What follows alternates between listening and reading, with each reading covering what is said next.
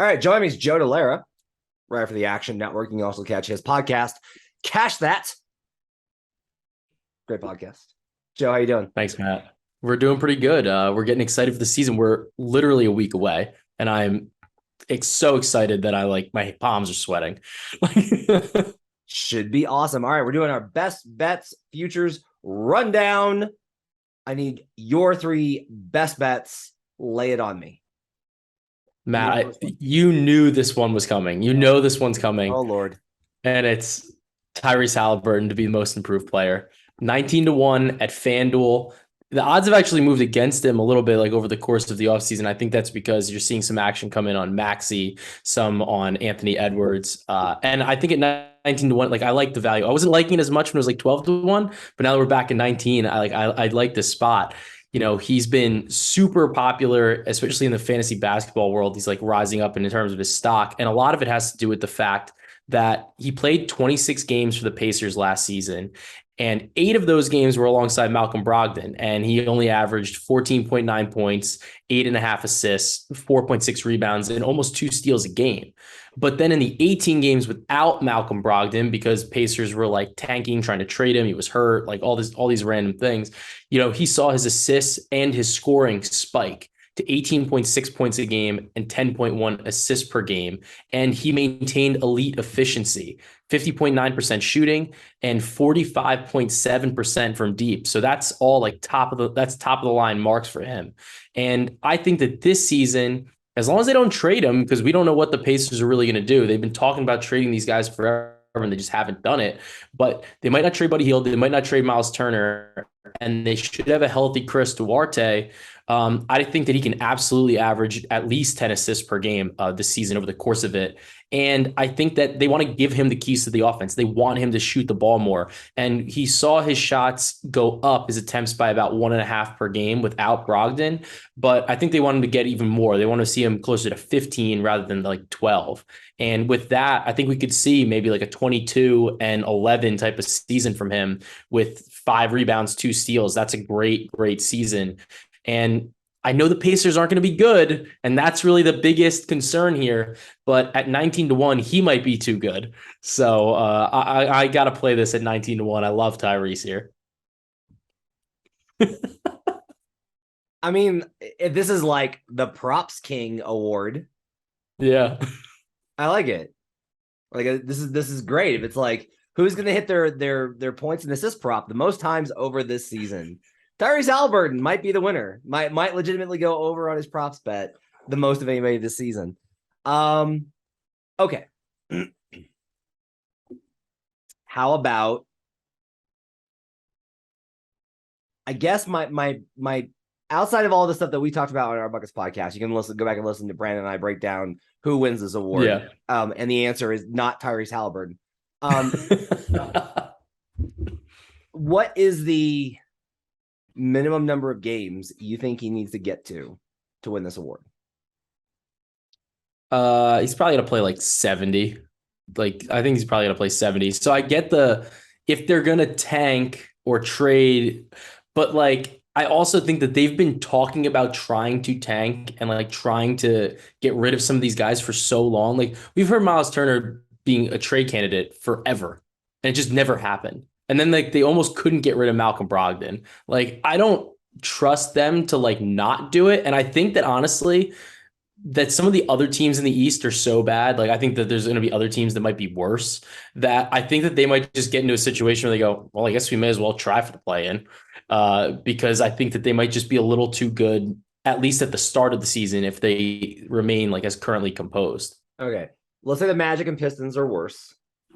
Sure. Let's say the Hornets are worse. Yeah. That's 3. Okay, that's 15, 14, 13. You gotta get through 2 more to get to the play-in spot. Yeah, I mean, I think that you never know I feel like the East, like with the East, like you never know what's going to happen with the Wizards. Just like I think they could be good, but I have no faith in them. And then if we're really trying to get like a little a little weird. I think it's not that they have to make it to the play-in. They just have to be within shooting distance of the play-in. Okay. And I think that, I love my Knicks, but you just never know with them. So I think it just is a matter of like, can they stay within shooting distance of like the 10 seed long enough? Let's say the Knicks go under at 37 wins.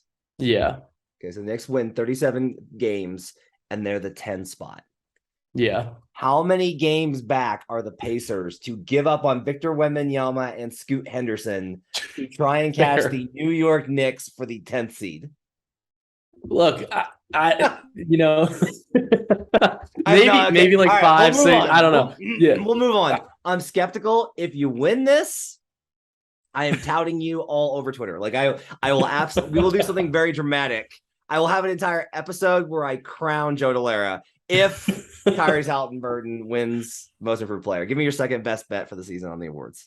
All right. My second one, and you know me, I hate laying these like low numbers, but I like Paolo Banchero to win Rookie of the Year. Yep. He's plus 210 at Caesars. I just think like you have to make this bet. He went number 1 overall, and like that was a whole controversy. That was awesome. And I think a lot of people made a lot of money.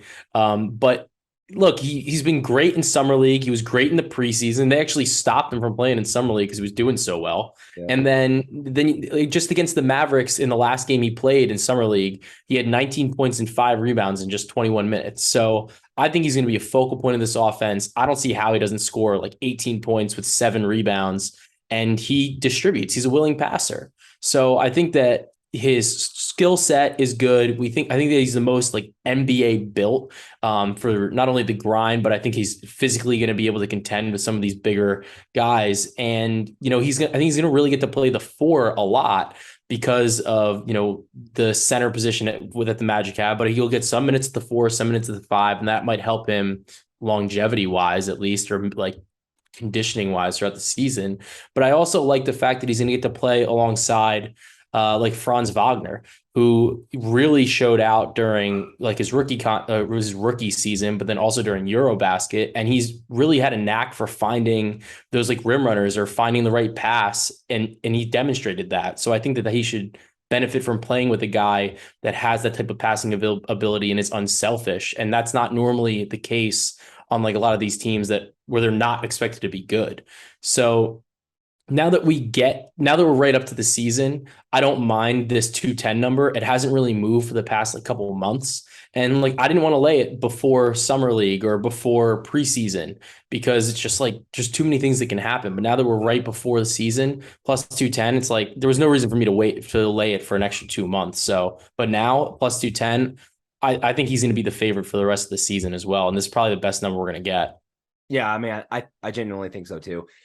We don't do a lot of this on this show and at Action. We don't do like, oh yeah, your best value is the obvious candidate number 1 pick. Like I was dedicated against Cade last year. Now I was wrong because I chose Jalen, did not see Scotty Barnes. Fair. But we don't tend to go and I haven't found anybody that with a case against Paolo. I think that's the best way to put it is like nobody's like, no, not Paolo. No, he's not going to win. Like everyone's like, yeah, that sounds right. That tracks. Like he should put up monster numbers. He should win Rookie of the Year. Okay, I love that one. That was great. It's the opposite of how I feel about the Halliburton bet. What's your third awards best bet for the season? My last one, I'm looking at 6th man of the year, and I like Bones Hyland at 19-1 on FanDuel.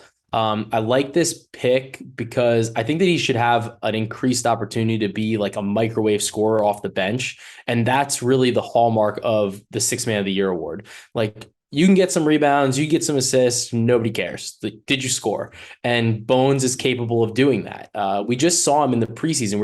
We saw some flashes last year, but in the preseason, the Nuggets have really not played their guys. Like Jokic hasn't played much. Murray hasn't played as much. And those are things that may continue throughout the season as they really want to maybe prep for the playoffs, especially with Murray. So while Ish Smith like may fill in on rest days as a starting role, I'd imagine that Bones at least gets more minutes. And we just saw him in the preseason. He had a 24-point performance against Chicago and then a 16-point performance in just 20 minutes against the Phoenix Suns starters. Nuggets played nobody. They played like Michael Porter Jr. and Bones. and he scored 16 points in 20 minutes. So I think that when we're looking for a guy that can score, Bones definitely is going to have the opportunity. He's not a rookie anymore, so that means that Malone will actually play him. And, last year he still averaged 10 points in 19 minutes a game on 36.6 from three. So I think that with all these other offensive options in Denver, it might actually take some of the defensive pressure off of him now, like when he is in a game, and he's going to get that opportunity to really score. So I think at 19-1, this is a good play because we know he's not going to crack the starting rotation. And that's one of the concerns I have with some of these other guys that are at the top of this award, like Christian Wood. Who knows if he's going to actually come off the bench for the rest of the season. I bet this. I already have this in the app. I would recommend that if you bet this one, you just bet it and leave it alone and try and forget about it, because I think the early months can be rough. Yeah. Bones has looked rough in preseason after a very hyped preseason camp.